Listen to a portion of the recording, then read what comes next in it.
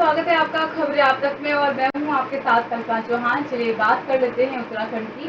One विभाग के सहयोग से हिमवीर 4000 नए पौधे रोपेंगे। जी हां, 1 जुलाई से 7 जुलाई तक देश भर में वन महोत्सव मनाया जाता है। इस पर्व में वन विभाग और ग्रामीण मिलकर गाँव और जंगलों में पेड़ लगाकर पर्यावरण को बचाने का काम करते हैं। इसके तहत आज चमोली जिले के कोचर में औषधीय गुणों के साथ उपयोगी पौधों का रोपण किया गया। इस मौके पर वन विभाग के क्षेत्राधिकारी पंकज तिहानी का कहना है कि लगातार पर्यावरण बचाने के लिए विभाग द्वारा नए पौधे लगाने के साथ साथ वनों को आग से भी बचाया जा रहा है।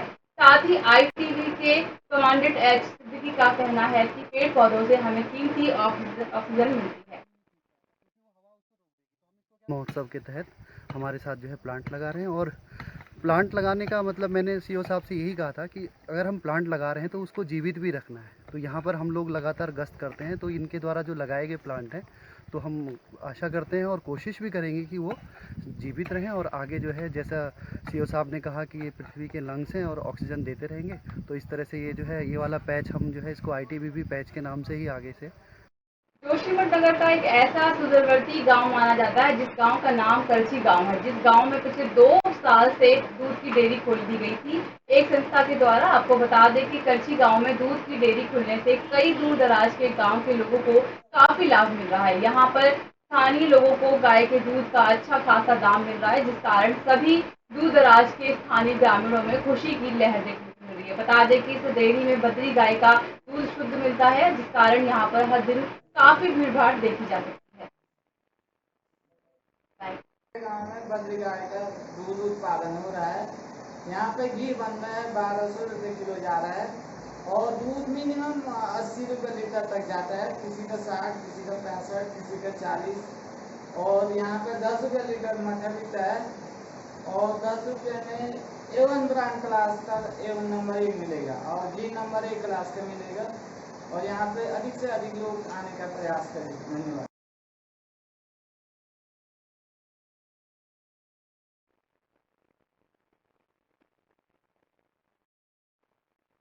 नवरात्रि के शुभ अवसर पर ज्योतिष पीठाधीश्वर जगतगुरु शंकराचार्य स्वामी सर्वानंद सरस्वती महाराज जी के परम शिष्य स्वामी श्री 108 अभिमुक्त महाराज जी ने क्षेत्र की खुशहाली और आरोग्य के लिए बटुकनाथ भगवान की पूजा अर्चना की। बता दें कि बड़ा गांव में 60 बच्चों को भगवान बटुकनाथ भगवान का दर्जा देकर उनकी पूजा अर्चना की गई। बड़ा गांव के बाद अन्य 3 गाँवों में भी इसी प्रकार का पूजा पाठ का कार्यक्रम मिला। स्थानीय लोगों ने जोशीमठ में आए हुए सभी महान संतों का फूल मालाओं के साथ भव्य स्वागत किया। इस मौके पर स्वामी मुकुलनंद महाराज जी ने बताया कि इस तरह का पूजा कार्यक्रम करने से गांव में हमेशा सुख समृद्धि बनी रहती है और चारों तरफ खुशहाली नजर आती है। हमारे बीच में पहुंचे और हमारे बच्चों को अपना आशीर्वाद दिया और पहले भी दिया था और आज भी दे रहे हैं और शायद मुझे आशा है कि आगे जगतगुरु शंकराचार्य पूज्य स्वामी श्री स्वरूपानंद सरस्वती जी महाराज के आशीर्वाद से उनके शिष्य प्रतिनिधि पूज्य स्वामी श्री अभिमुक्तेश्वरानंद सरस्वती जी महाराज के मार्गदर्शन में पिछले चैत्र नवरात्रि में हम लोगों ने कन्या पूजन से आरंभ किया था।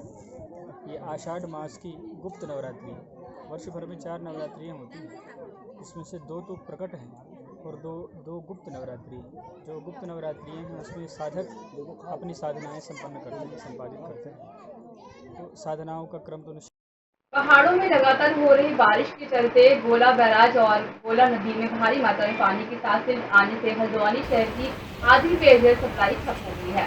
जल संसाधन शहर की पेयजल व्यवस्था को गोला नदी से उपलब्ध कराता है। नदी के पानी के साथ गंदगी आने से जल संस्थान के फिल्टर ने काम करना बंद कर दिया है।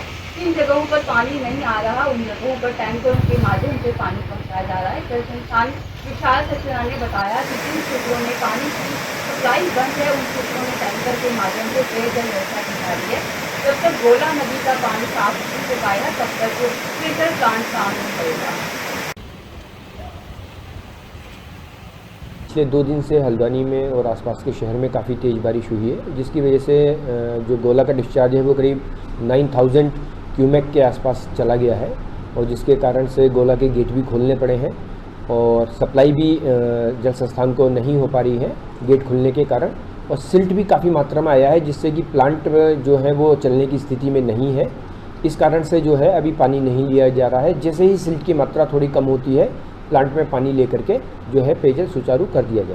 कालाडूंगी नगर पंचायत के वार्ड नंबर 7 में राष्ट्रीय राजमार्ग पर सीवर के गंदे पानी रोके जाने से नाली और पक्का मार्ग बनाए जाने के संबंध में जनसभा सदस्य वार्ड नंबर 7 हरीश मेहरा ने कालाडूंगी तहसील में तहसील दिवस पे नायब तहसीलदार युगल किशोर पांडे को ज्ञापन सौंपा। वहीं सीवर के गंदे पानी से संक्रामक रोग फैलने की आशंका बनी हुई है। क्षेत्रीय जनता द्वारा लगभग 20 सालों में उक्त मार्ग का पक्का निर्माण कार्य और नाली का निर्माण काम कराने की मांग की जा रही है। वार्ड नंबर 7 ने एक शिकायत दी कि मुख्य हाईवे पर नगर पंचायत सीमा अंतर्गत आता है, बस्ती का पानी ऊपरी रूप से बह रहा है, जिसके संबंध में नगर पंचायत के प्रतिनिधि यहाँ पर मौजूद थे। उन्हें प्रार्थना पत्र दिया गया और उनसे कहा गया कि इसका तत्काल विस्तारण करें। क्या करोगे? नगर पंचायत इसके जो सीमा है उसमें अपना काम करवाएगी और नालियों का निकाल। लालपुर नगर पंचायत के अध्यक्ष लालचंद सिंह ने कहा कि आगामी 11 जुलाई को गरीबों को आवास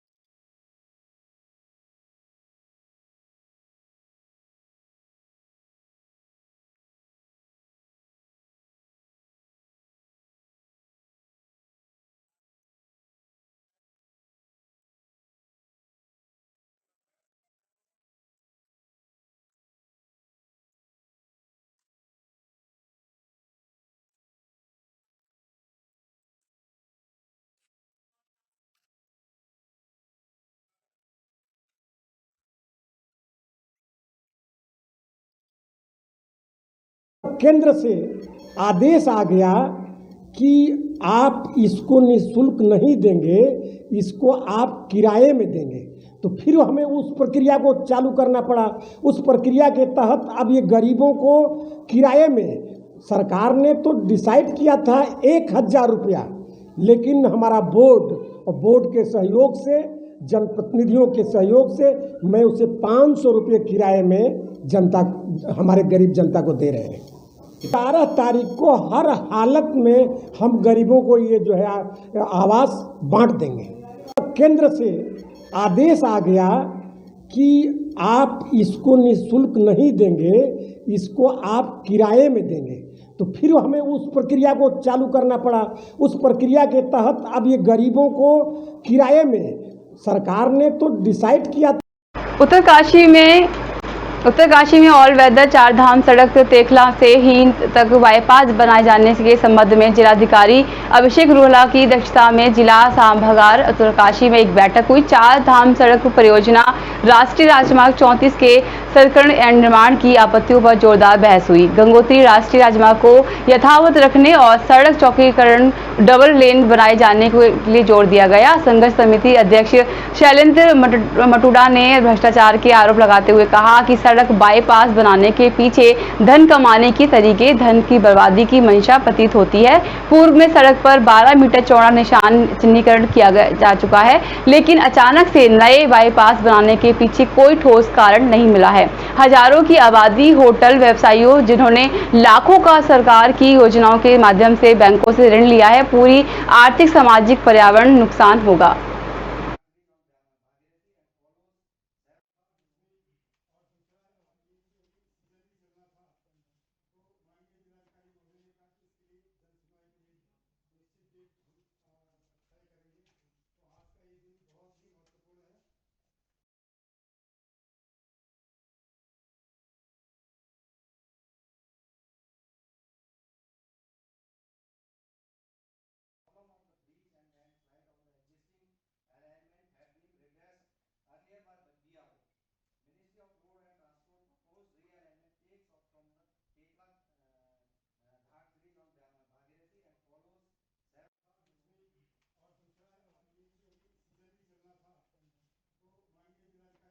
सिवनी में त्रिस्तरीय पंचायत चुनाव का तीसरे चरण के लिए उम्मीदवारों ने अपना वर्चस्व बढ़ाने के लिए रैलियां करना शुरू कर दिया है। तीसरे चरण का मतदान 8 जुलाई को होना है। वहीं सिवनी कुरई के जनपद क्षेत्र के वार्ड क्रमांक 6 प्रत्याशी मान सिंह सनोडिया से हमारे संवाददाता सरवण ने चुनाव को लेकर बात की। क्या है कुछ जानते हैं।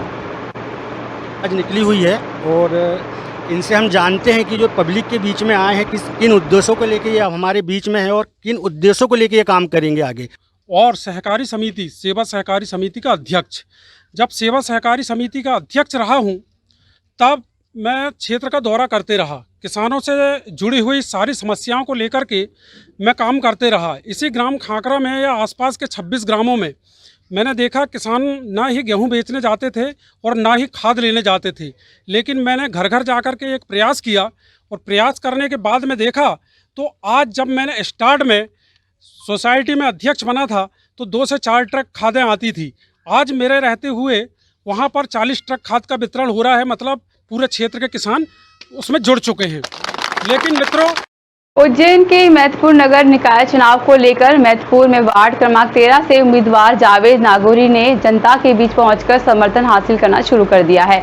जावेद निर्दलीय उम्मीदवार हैं। जावेद के कार्यकाल के उद्घाटन तालाब उमड़ता दिखाई दिया।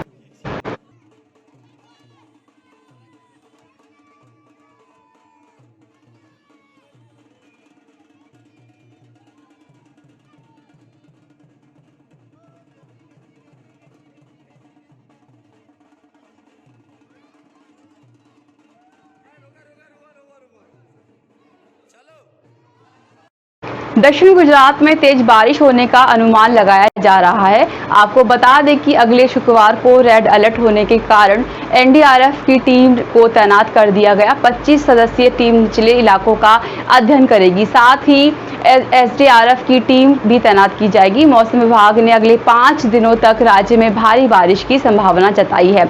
मौसम विभाग के अनुसार सौराष्ट्र और दक्षिण गुजरात में मूसलाधार बारिश होगी, जबकि उत्तरी गुजरात के बनासकांठा और साबरकांठा में भी भारी बारिश देखने को मिल सकती है। मौसम विभाग की निर्देशक डॉक्टर मनोरमा मोहंती के मुताबिक अगले 5 दिनों में पूरे गुजरात में अच्छी बारिश होगी।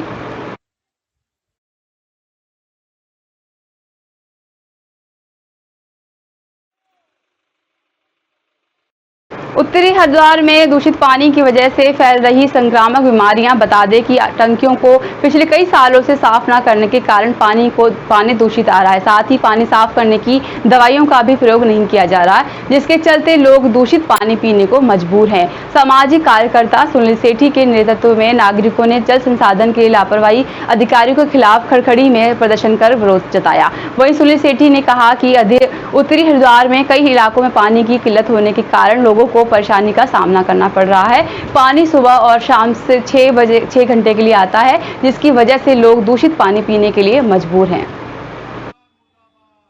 कई दिनों से दूषित पानी की सप्लाई हो रही है, जिसकी वजह से यहाँ पे उत्तरी हरिद्वार की कई कॉलोनियों में कोरा देवी, रामगढ़, नई बस्ती, भीमखोड़ा, आपका तुलियाबंद, मुखिया गली, भूपत वाला, कई क्षेत्रों में दूषित पानी की सप्लाई से बीमारियां फैल रही है। लोग डायरिया का शिकार हो रहे हैं और घरों में गंदा पानी आ रहा है, बदबूदार पानी आ रहा है। कई बार शिकायत के बाद भी गैर जिम्मेदार अधिकारी खूबगड्डी नींद से नहीं जाग रहे जिनको जगाने के लिए लगातार प्रयास जारी है। आज फिर सड़कों पर उतरकर महानगर व्यापार मंडल के संयोजन में कार्यक्रम किया गया और इन गैर जिम्मेदार अधिकारियों को जताया गया तो अपनी कार्यशैली को बदल दें। रुद्रप्रयाग में देर रात से मूसलाधार बारिश जारी है। बारिश के कारण हालात अस्त व्यस्त हो गए हैं और आम जनजीवन प्रभावित हो रहा है। लगातार बारिश के कारण ऋषिकेश बद्रीनाथ राष्ट्रीय राजमार्ग सिरोड़ा बगड़ में केदारनाथ हाईवे भटवाड़ी सोयना में बंद हो गया है। दोनों हाईवे बंद होने से 4 धाम यात्रा पर जाने वाले तीर्थयात्रियों को दिक्कतों का सामना करना पड़ रहा है। वहीं रुद्रप्रयाग में बद्रीनाथ हाईवे का पानी एक स्कूल में घुस गया, जिस कारण स्कूल में अफरा तफरी मच गई और मजबूरन स्कूल को बंद करना पड़ा।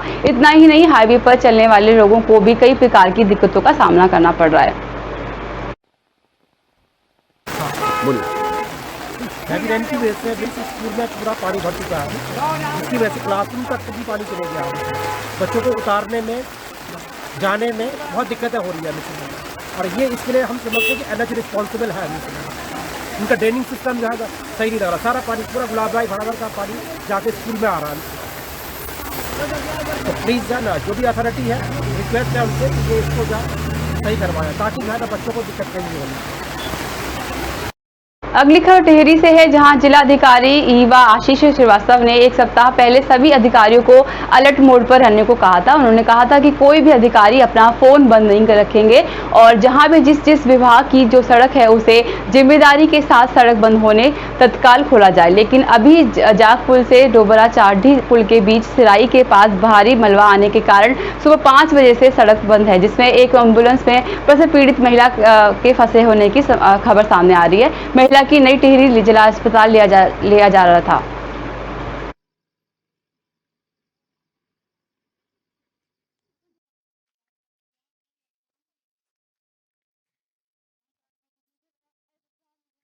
सचिवालय स्थित कक्ष में प्रमुख सचिव अभिनव कुमार ने सूचना विभाग की समीक्षा बैठक की। बैठक में मुख्य रूप से नई फिल्म नीति 2022 के संबंध में इन्होंने निर्देश दिए कि फिल्म निर्माण को उत्तराखंड राज्य के विशेष संदर्भ में व्यवहारिक और सरल बनाया जाए। इसका उद्देश्य राज्य में अधिक से अधिक फिल्मों की शूटिंग हो ताकि रोजगार के साधन मिल सके और इससे स्थानीय कलाकारों को लाभ मिल सके। उन्होंने कहा कि फिल्म निर्माता निर्देशकों को प्रेरित किया जाए कि वो उत्तराखंड में फिल्में बनाए।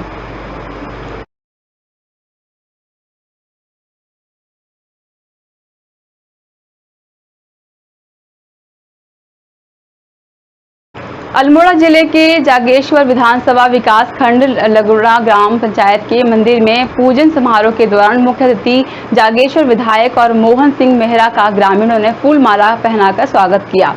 साथ ही ग्रामीणों ने अपने अपने क्षेत्र की समस्याएं भी बताई। इस दौरान मंदिर के सौंदर्यीकरण के लिए 3 लाख रुपए देने की घोषणा की और सड़क का जल्द निर्माण कराने की बात कही।